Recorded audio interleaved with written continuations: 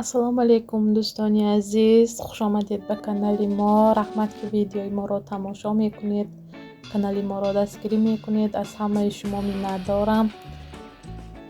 имрӯз дӯстони азиз як намуд блинчик тайёр мекунем. ба мо лозим аст 600 грамм об, 3 дона тухм,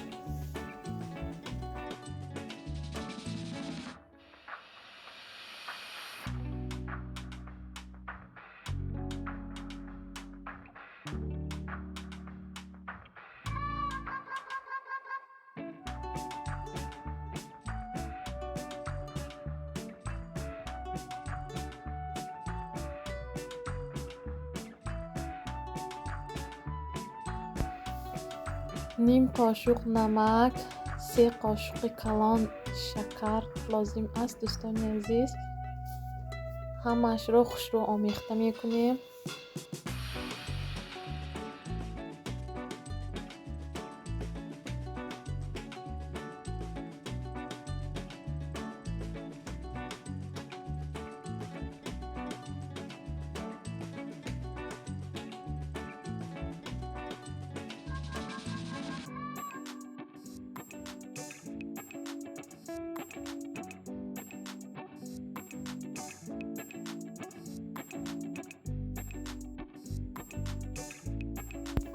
анакнун дӯстони азиз, боз 600 грамм орд лозим аст ба мо.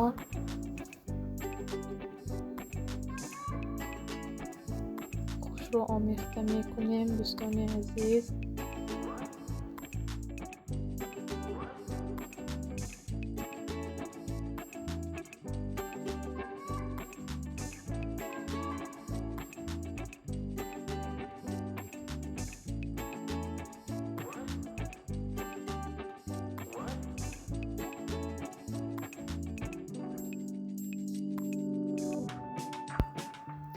як пачка ванилин ба болои орд мерезем дӯстони азиз, то ки хушрӯ омехта шавад ванилин.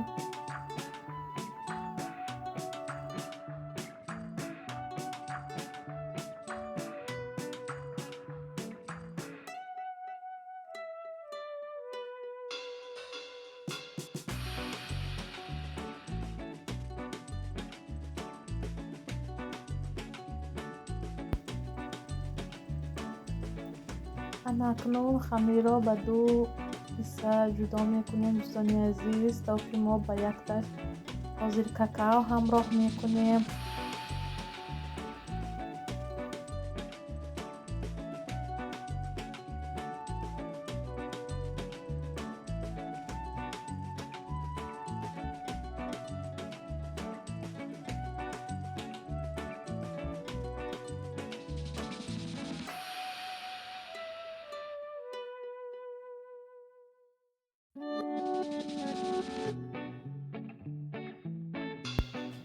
анакнун як қошуқи калон ва камтар дига ҳамроҳ мекунем какаоро ва хушрӯ омехта мекунем.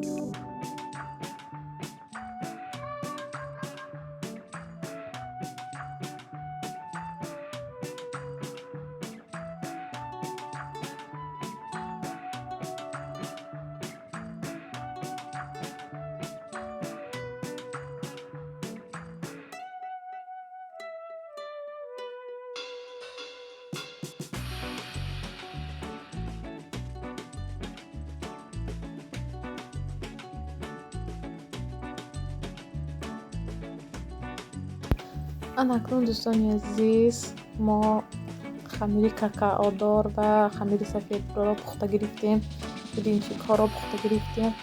اکنون این بلینچیک سفید را ما با همراهی کارد خوش را میبریم دوستان عزیز تا اینکه زیباتر شود. با این طرز میبریم.